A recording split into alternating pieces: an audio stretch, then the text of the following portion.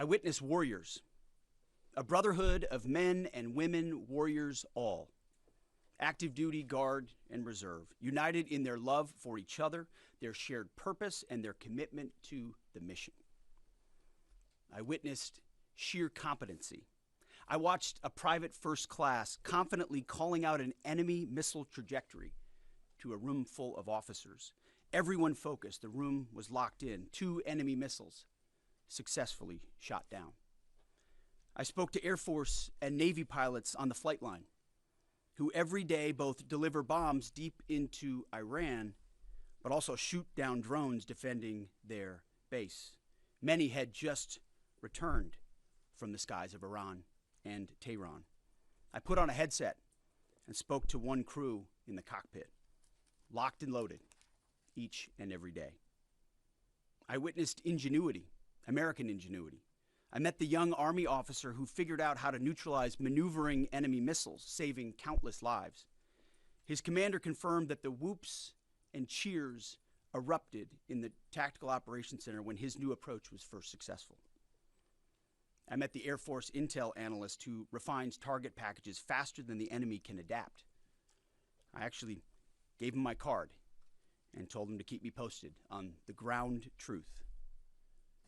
I did the same with his boss, a colonel with a heart the size of Texas and a beautiful deployment mustache to match. I witnessed lethality. I met a junior airman as the sun was going down and a chill was setting on the tarmac, who, when asked what they needed, she simply looked up at me with a sly smile on her face and said, "More bombs, sir, and bigger bombs. We will happily oblige her." I met the Army targeting team who found and sunk the pride and joy of the Iranian Navy, their fighting position plastered with images of sunken enemy ships. And I witnessed urgency. Right when we landed, another C-17 landed just minutes after us. And within 30 seconds of the aircraft coming to a full stop, a team on the ground pulled up and the cargo was being uploaded. Wartime speed. To a man and to a woman, on the ground, in the air, on the flight line, and in the TOC, I heard, "We want everything faster, higher op tempo, wartime speed." The feeling was the exact opposite of the rotational units year after year in the wars in Iraq and Afghanistan that we're so familiar with. In those wars, it was always about the next rotation, never knowing when the mission would end or exactly what the mission was, year after year. Not with epic fury. I witnessed urgency to finish the job, urgency to achieve mission success, not looking at the next rotation, only moving as fast as possible to win. I got a chance to troop the line, to witness firsthand what we already know is true. I spoke to all ranks and all services, none of whom knew we were coming. It was not rehearsed or scripted. Sometimes we just wandered. What I witnessed was motivation. It was sheer mission focus. It was the American warrior unleashed. It was the kind of warfighting American spirit that comes with a clear mission against a determined enemy. A crew chief we flew with summed it up nicely. He said, "It's been a busy few weeks, sir. Tough stuff. But I'm so honored to be called up. This fight is long overdue. We need to address it for our kids. We cannot pass the buck. Please thank the president from us." I heard that time and time again. I asked each young American, "What do you need?" And nobody said better equipment. Nobody said more comfortable living conditions. Nobody said send me home. Well, of course, eventually we want all those things. They do too. But what those Americans said to me, young and old, officer and NCO, male and female, black and white, was, "Let's finish the mission. Get us even more bombs, bigger bombs, more targets. Let us finish this." In fact, Admiral Cooper noted this morning that the 3 Air Force captains shot down by Kuwaiti-friendly fire early in the fight weeks ago. They never left the theater. All dropped bombs over Tehran last night. These men and women live the Iranian threat every day, incoming missiles and drones, and know what a world looks like, what the world would look like if Iran had the most dangerous weapons in the world, a nuclear weapon. As President Trump has said time and time again for years, and in this administration, Iran cannot have a nuclear bomb, and they won't. These troops, they want to finish this fight for their kids and their grandkids. This is about history. This is about legacy. Success matters. And because of this president and these Americans, we're closer than ever before to winning. President Trump is doing what no other president had the guts to do. Previous presidents were all talk. He's all action. On the battlefield, because of the latitude the president has given us, American firepower is only increasing. Iran's decreasing. We have more and more options, and they have less. Just 1 month in, only 1 month, we set the terms. The upcoming days will be decisive. Iran knows that, and there's almost nothing they can militarily do about it. Yes, they will still shoot some missiles, but we will shoot them down. Of note, the last 24 hours saw the lowest number of enemy missiles and drones fired by Iran. They will go underground, but we will find them. We recently destroyed another one of their command bunkers. Leaders forced to flee. No water, no power, no oxygen, no command and control. Their faith in their caves diminishing.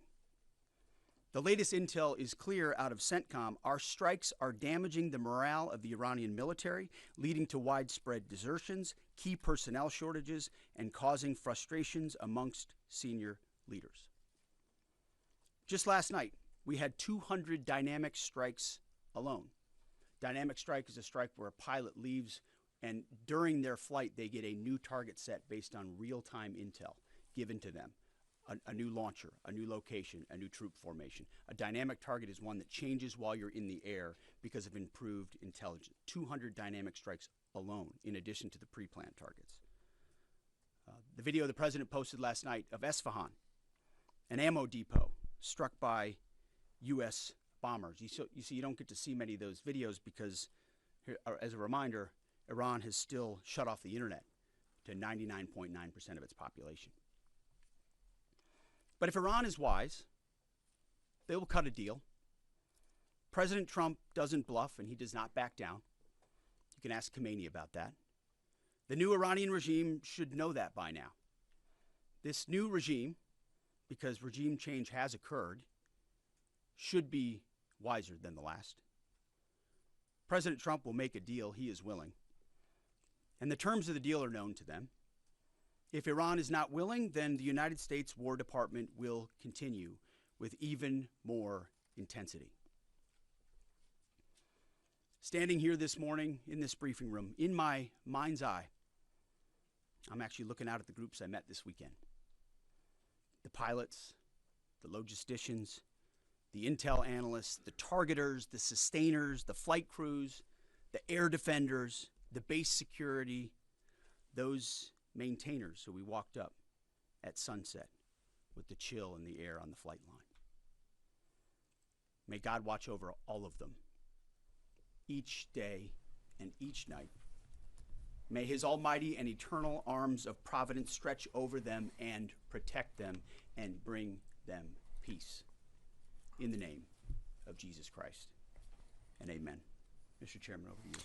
Thank you, Mr. Secretary, and good morning, everyone, and thank you again for being here. As operations continue, I remain deeply grateful for the service and determination of 2.8 million members of our joint force, each of whom are serving something greater than themselves. Every day, those deployed, and in many cases, those at home who are deploying forward, and bomber pulses and others put themselves in harm's way, and we owe them a deep debt of gratitude. I remain especially grateful for our fallen who gave the ultimate sacrifice. We'll never forget their valor and their determination to do something greater than themselves. And each day we continue to earn what they've given to us. This morning I want to share that yesterday the Joint Force had the honor of participating in the burial of Colonel Clarence Emil Bud Anderson, who passed away in May of 2024 at the ripe old age of 102. He was laid to rest in Arlington Cemetery yesterday morning alongside his wife of 70 years, Eleanor, who he married on February 23rd, 1945. She passed away in 2015 at the age of 92. Bud, yesterday, a legend to our Air Force and fighter pilots everywhere, was honored with a combination flyby of F-35s and a four-ship of P-51 Mustangs. He was one of the most prolific flying aces of World War II and the highest scoring P-51 ace with 16 and a quarter kills in his squadron and in his group. And he served from 1942 to 1972. And his last combat tour was flying F-104 Thunder Chiefs over North Vietnam. For anyone that had the chance to meet Colonel Anderson, you knew what an incredibly special man he was. And that's true for each and every one of our World War II vets who become fewer and fewer with each passing day. They are the greatest generation and give us the gift of an incredible example as we execute Operation Epic Fury today. And Colonel Anderson, we mourn for your loss and remember that smile on the right side as you went out to do our nation's business. I'd like to now share an operational update. Our Joint Force continues to focus on our military objectives as we systematically continue to degrade and destroy Iran's ability to project power and threaten stability beyond its borders. First, the Joint Force continues to destroy Iran's ballistic missile and UAS capabilities. We remain focused on interdicting and destroying the logistical and supply chains that feed these programs. And this remains a truly joint effort prosecuted around the clock from air, land, sea, space, and cyberspace. Long-range bombers from U.S. Strategic Command are coordinating with tactical fighter aircraft from our Joint Force launched from bases around the region and the continental United States, while simultaneously Navy fighters from the sea and sailors continue to project power from the sea, while Army and Marine artillery units continue to execute long-range precision fires deep into enemy territory against high-value targets. Meanwhile, on the defense side, our Army and air defenders and aviators, as the Secretary talked about, remain vigilant, forming a shield to protect our forces and our partners, intercepting missiles and drones. Together, we continue to deliver precision strikes against key manufacturing nodes, component storage sites, research facilities deep within Iranian territory. And over the past 30 days, we've struck more than 11,000 targets. Given the increase in air superiority, we've successfully started to conduct the first overland B-52 missions, which allow us, as we've said before, to continue to get on top of the enemy and, as the Secretary talked about, switch towards more and more dynamic targets, servicing mobile targets around the battle space. We've continued to do the work against Iran's missile, drone, and naval production facilities, and we continue the multi-domain pressure that we've talked about. Second, on the Navy front, we continue to assert dominance over the Iranian Navy. We remain focused on targeting their mine-laying capability, their naval assets, and we've now, as I mentioned briefly last time, started to work attack helicopters and other close air support assets into the naval domain. CENTCOM continues to identify and work against naval depots and storage areas. And we've taken out, again, more than 150 ships, including all Jamaran-class frigates inside their Navy. Third, we continue to prosecute our campaign against our defense industrial base at scale. This includes factories, warehouses, nuclear weapons research and development labs, and the associated infrastructure required for Iran to reconstitute its combat capability. I'd like to continue my theme of highlighting the incredible contributions of Americans to our joint force. Today I want to talk a little bit about a different front line, a line that doesn't have bunkers or guard posts, but is just as critical to our nation's security, our National Assembly lines. Today I want to recognize a group of Americans who live at the beginning of our nation's combat power, the Americans who actually make our weapons, both inside our defense industrial base, but even more broadly inside our national industrial base. In every military option. We could not and cannot do our jobs without the men and women across our country who show up every day around the clock to a factory floor, a workshop, a laboratory, who build the weapons and capabilities we need to project American combat power at the time and place of our choosing.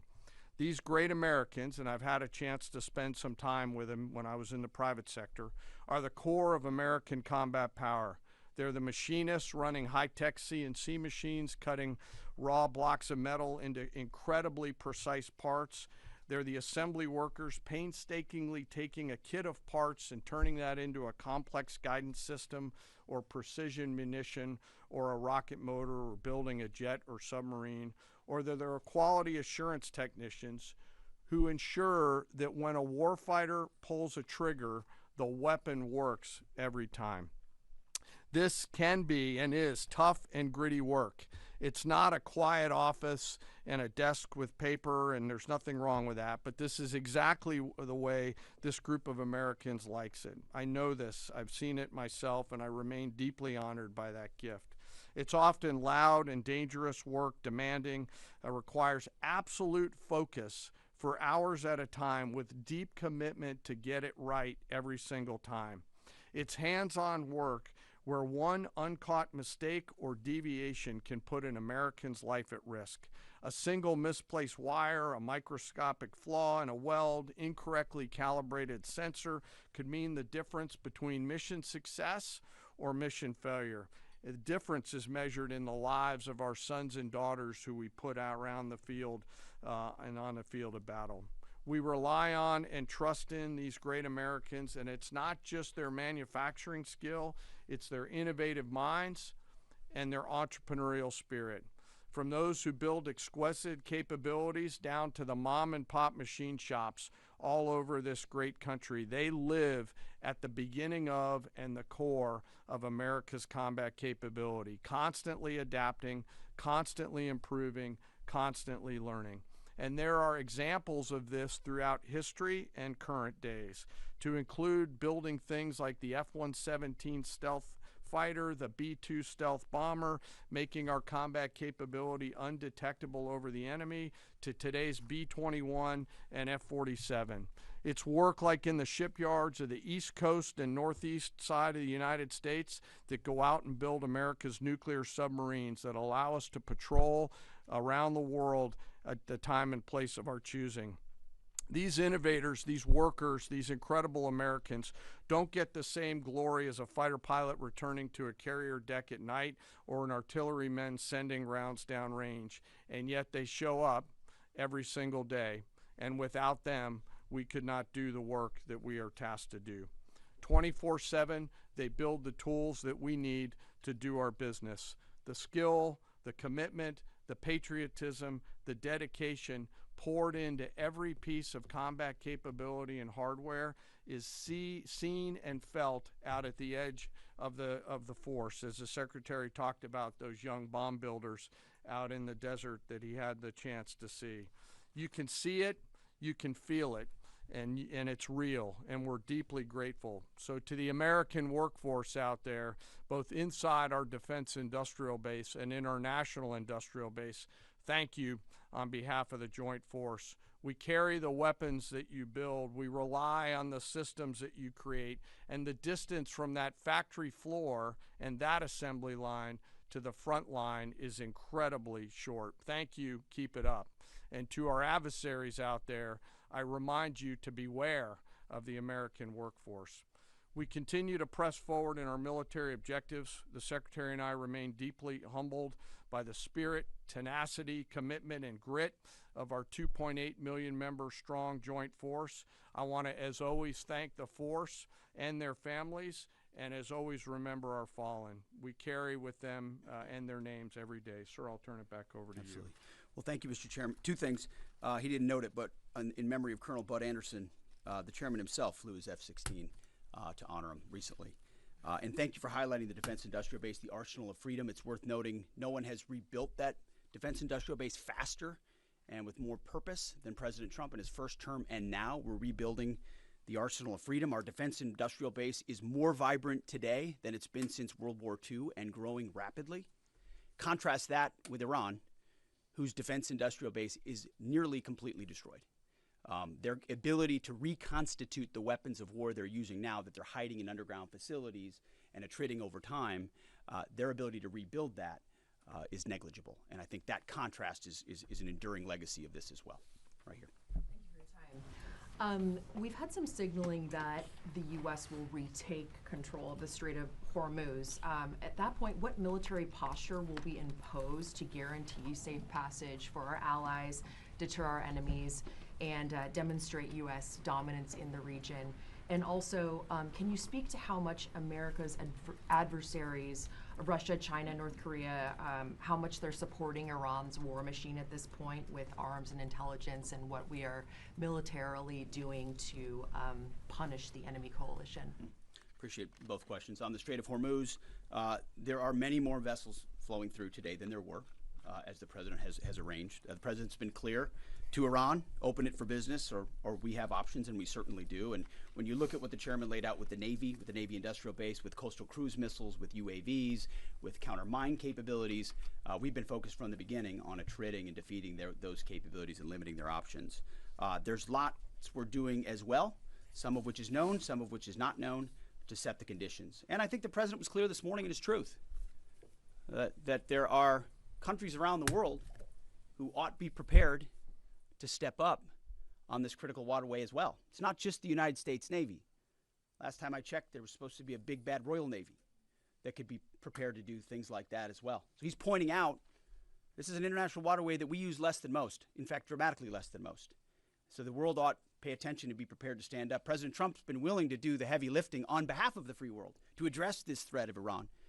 It's not just our problem set going forward, even though we have done the lion's share of preparation to ensure that that strait will be open, which is an outcome the president's been very clear on. As far as Russia and China, we know exactly what they're doing, what they are or are not doing. We don't have to air publicly what all of that is, but where necessary, we're addressing it, we're mitigating it, or we're confronting it head on. I don't know if you have anything you want to add. No, sir. I think you covered it. Do you have any timeline for operability in the strait? Thank you, Mr. Secretary. David Zier, Real America's Voice. And I witnessed that enthusiasm on the lines and our submarine builders and ironworks. It's unbelievable. But I just wanted to ask you, what's the status of the delivery of any hardened bunkers for additional protection for our troops? And without getting too specific, what kind of measures are we taking to protect some of the larger, more strategic aircraft like the Sentry and other? Well, it's a great question. I'll say what I witnessed where I went was a completely locked in discipline of bunker use and bunker improvement. So from the beginning, as we stated very clearly, the first thing we did was set up a defense and make sure our defensive capabilities were maxed out before any of this even started. That included fortifications as much as possible, but it also included disbursement. If all of our people are in one place, you could imagine why that's a big problem. So dispersing is part of that defeat. Alongside that disbursement is more and more bunkers. And I can tell you, talking to base commanders, talking to our allies in Israel, talking to others, rapidly fielding that and then improving those positions is a theater priority, no doubt, as are the air defenses. And the layered air defenses, it's not just Patriots and THAADs, it's fighters and defensive caps, it's other kinetic defeat systems, it's electronic warfare. So the defense of our troops and our assets is max. I will say on some of those other assets you talked about, air wings, airframes, there's some things adversaries are doing to provide info and intel that they shouldn't. We're aware of it. And ultimately we move things around and don't. One of the biggest principles you learn in the military is to not set patterns, predictable patterns. And so commanders are working hard to adjust in real time with those systems and make sure they're in the right places and not easily targetable. Jillian. Thanks, Mr. Secretary. The U.S. and Iran appear right now publicly to disagree about whether there are these negotiations ongoing. What impact does that have on military strategy? Does it have any bearing at all?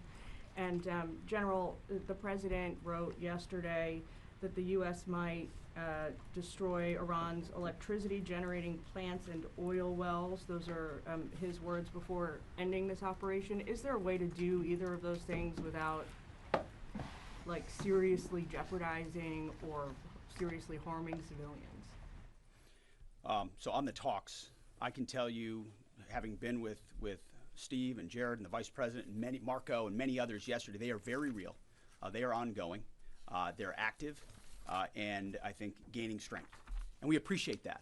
As I said in my remarks, we would much prefer to get a deal. If Iran was willing to relinquish material they have and ambitions they have, open this, great. That's the goal. We don't want to have to do more militarily than we have to. But I didn't mean it flippantly when I said, in the meantime, we'll negotiate with bombs. Our job is to ensure that we compel Iran to realize that this new regime, this regime in charge, is in a better place if they make that deal. And so we'll continue. We're working hand in hand, but the primary effort is a deal. We want that deal to be accomplished if at all possible. If not, then we're prepared to continue. Secretary, what happened at Go ahead, Mr. Chairman. Yeah. Thanks for the question. We're always thinking about those considerations and develop options to be able to mitigate those risks pursuant to the normal practices that we do in the military. So. Thank you, Mr. Secretary. I know you slightly addressed this already, but just on the Strait of Hormuz, is opening the strait an essential objective to Operation Epic Fury, or is that the job of those other countries? And then secondly, without asking you to comment on things that you can't talk about, what is your message to Americans who love the president and strongly believe in him, but are very worried about this notion of boots on the ground? Well, first on the Strait of Hormuz, our core objectives from this podium, from day one, from me, from the chairman, from the president, from the vice president, from Secretary Rubio and others have been clear. Defense missile production and missile programs, so their entire missile program, defense industrial base and production ability to build, and Navy and power projection. So those have, and then of course, wrapping it all is Iran's never going to have a nuclear weapon. So those have been very clear. Defeating the Navy is a core part of ensuring they can't project that kind of power. But ultimately, I think the president's truth this morning lays that out very well, that this Strait of Hormuz issue, which we've set the conditions for success, and we will make sure Iran knows that very clearly, is not just a United States of America problem set. We've been willing to lead. President Trump's led the entire time. But it's not just us. So ultimately, I think other countries should pay attention when the president speaks. He's proven that when he speaks, he means something. And he's pointing out, you might want to start learning how to fight for yourself. It's something some of us have been saying for quite some time. You can't just have flags. You have to have formations. You can't just have a few ships. You have enough to affect change. Those things matter in a dangerous world with ascendant adversaries. That's why the chairman's talking about our industrial base. That's why we're launching the Arsenal of Freedom tour to revive our defense industrial base. President Trump doing it in a way that nobody else has. As far as President Trump and boots on the ground, I don't understand why the base, which they have already, they understand, wouldn't have faith in his ability to execute on this. Look at his track record of pursuing peace through strength, America first outcomes. What he's simply saying, and it's exactly true, and I've said from this podium too, we're not going to foreclose any option. You can't fight and win a war if you tell your adversary what you are willing to do or what you are not willing to do, to include boots on the ground. Our adversary right now thinks there are 15 different ways we could come at them with boots on the ground. And guess what? There are. So if we needed to, we could execute those options on behalf of the President of the United States and this department. Or maybe we don't have to use them at all. Maybe negotiations work, or maybe there's a different approach. But the point is to be unpredictable in that. Certainly not let anybody know what you're willing to do or not do. But if anybody has internalized the lessons of Iraq and Afghanistan as the first one, President Trump, to call them out for what they are, he's not going to repeat those lessons. And I think I've been very clear about that from the podium. Yes. Thank you, Secretary Hegseth. A question for you and then a question for General Caine. You said we're a month into the Operation Epic Fury. How long until the objectives are achieved, and is there a scenario where a deal is struck before the objectives have been achieved? And then for General Caine, there's been lots of media coverage that suggested a ground invasion is imminent. What other purposes might the soldiers and the Marines who have been deployed over to the Middle East serve in this conflict? Well, just like the previous question, it's sort of military 101. don't tell your enemy what you're willing to do or not do, and don't tell your enemy when you're willing to stop, especially an enemy that likes to hide in bunkers and try to hoard their missiles and hope you'll wait you out. So that's not a question I'm going to answer, or the president has said definitively. We have our own goals and guidance and military objectives that we're moving toward and things that we look at. And as he's articulated, he's said 4 to 6 weeks, 6 to 8 weeks, it could be any particular number, but we would never reveal precisely what it is, because our goal is to finish those objectives. And we're well on our way. And the chairman and I look at this every single day.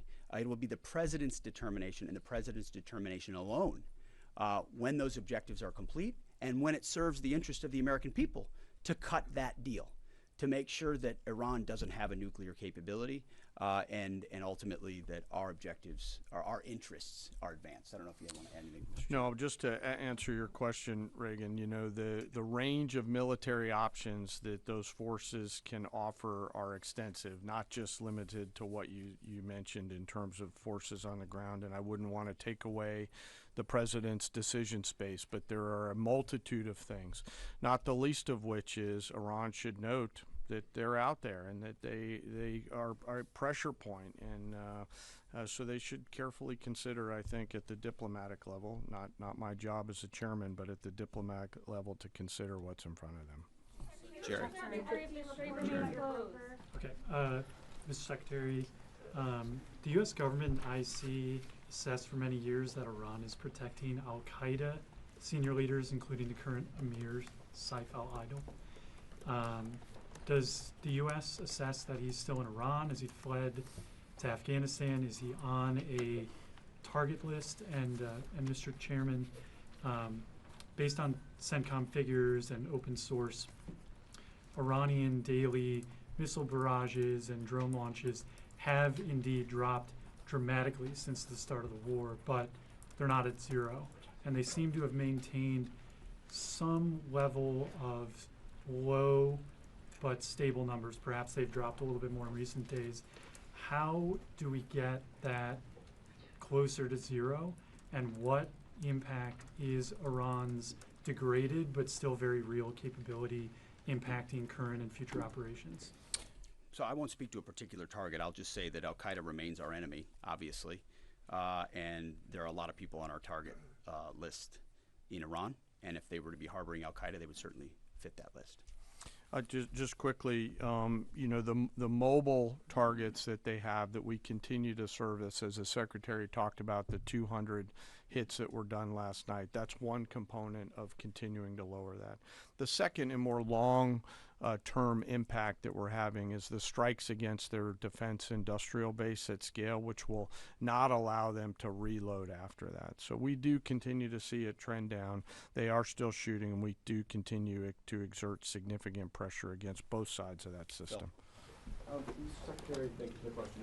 Do you still believe, you said previously that the Iranian leadership would surrender?